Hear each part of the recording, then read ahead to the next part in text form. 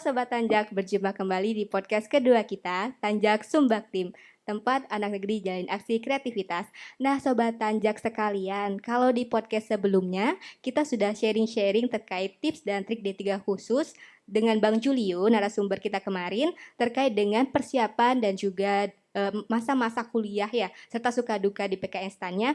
Nah kali ini kita juga menampilkan narasumber yang gak kalah kece, yang gak kalah keren, dan tema yang juga gak kalah keren dari yang kemarin. Kalau kemarin tips dan trik D3 khususnya terkait yang persiapan dan juga masa kuliah, kalau yang sekarang ini kita membahas mengenai masa kehidupan setelah perkuliahan D3 khusus di PKN STAN-nya, sobat-sobat Tanjak sekalian.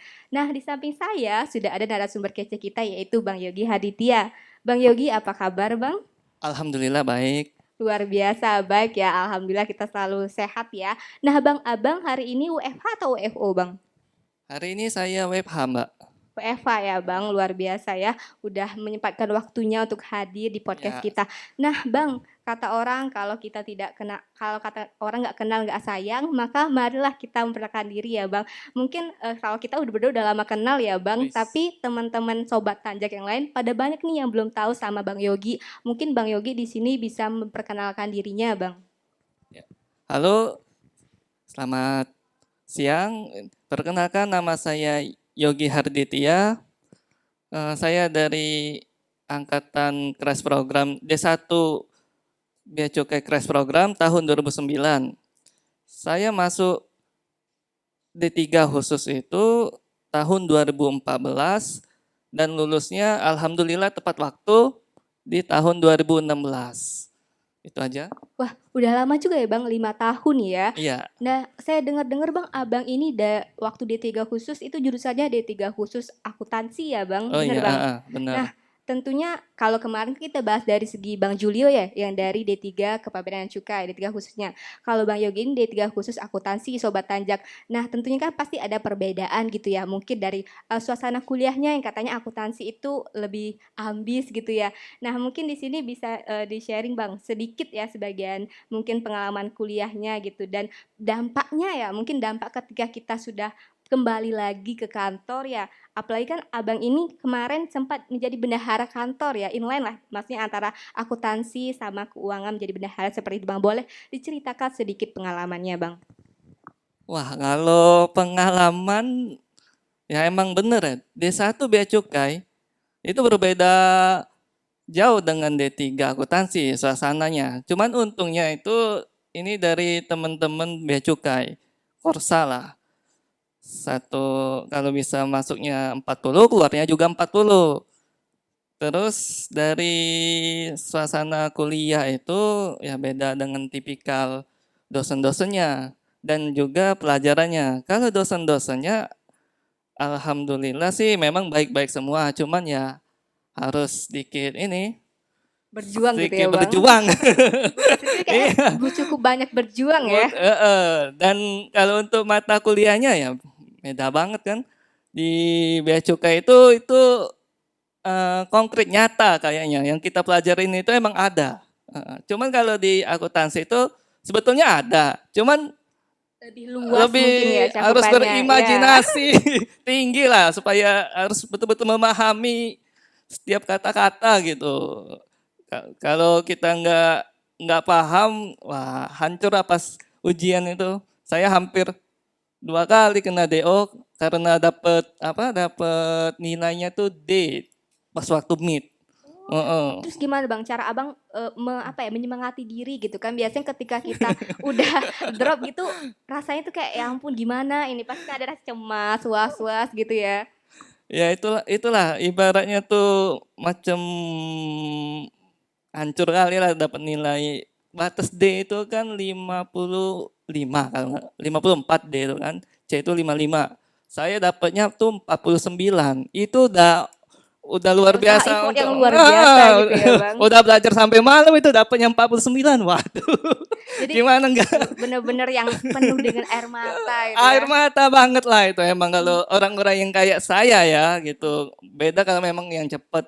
Tiap orang kan beda-beda. Cuma rata-rata teman-teman di Bea Cukai ini yang udah biasa dengan hal-hal yang konkret nyata kan.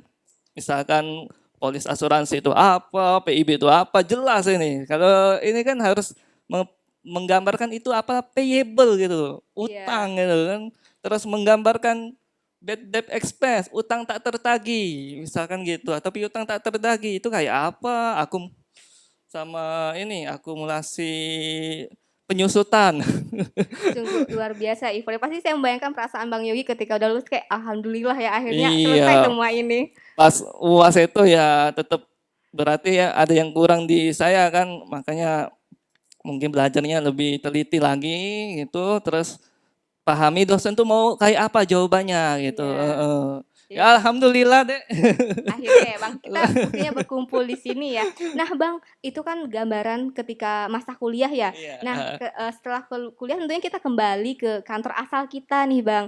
Nah Abang kembali ke Sumbaktim, jadi pelajaran apa yang Abang dapat? Atau misalnya dampak apa nih setelah kita dapat setelah kita melaksanakan tugas belajar D3 khusus nih, setelah kita lakukan itu ke pekerjaan Abang, misalnya, oh ternyata jadi lebih paham terkait dengan proses kerjanya atau gimana Bang? Boleh diceritakan gitu Bang? Ya tentu sebenarnya kalau akuntansi mungkin bisa nyangkut-nyangkutnya audit kali ya.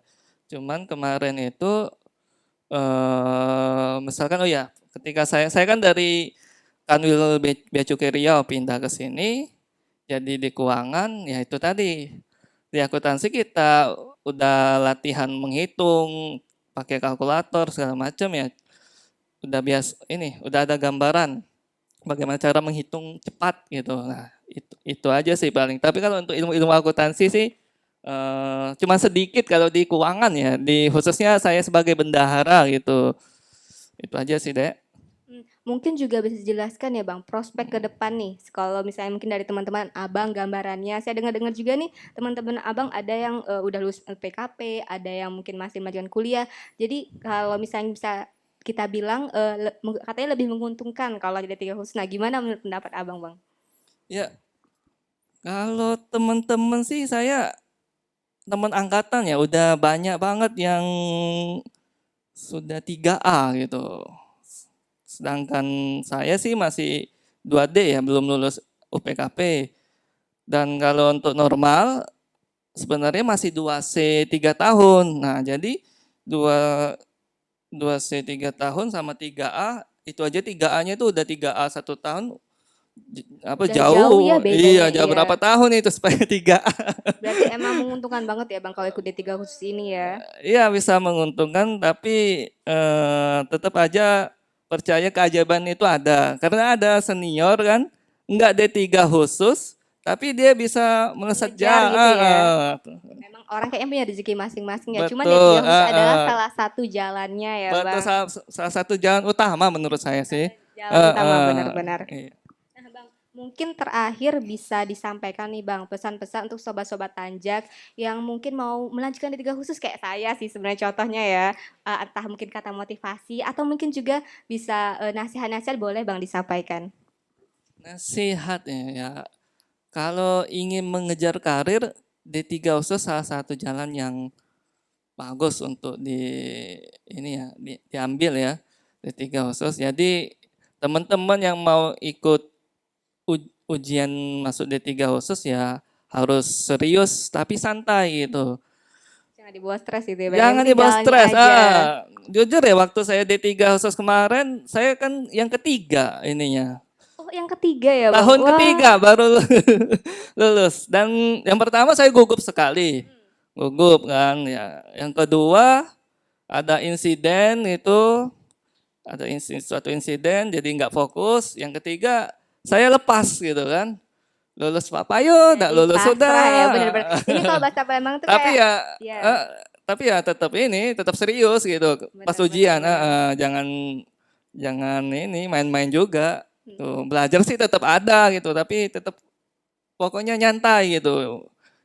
Nyantai di ini ya, Di hati di kita hati. ya. Jadi kita itu berusaha dan berdoa ya Bang. Dan tentunya kita berpasrah gitu ketika kita udah usaha tentunya kan ya Tuhan juga pasti kayak melihat oh hambaku tuh udah berusaha gitu. Jadi Abang juga Iya. ya pasrah kan karena melihat dari tahun-tahun sebelumnya juga gitu. Ya jangan dibawa stres lah, pokoknya Ya intinya santai flow aja. aja gitu ya. Ya Percaya benar-benar. sama Allah kalau ada jalan yang lain, misalkan kita nggak lulus di situ ya, Mungkin ya kayak senior kemarin kan, itu sekarang udah 3A 1 tahun ya.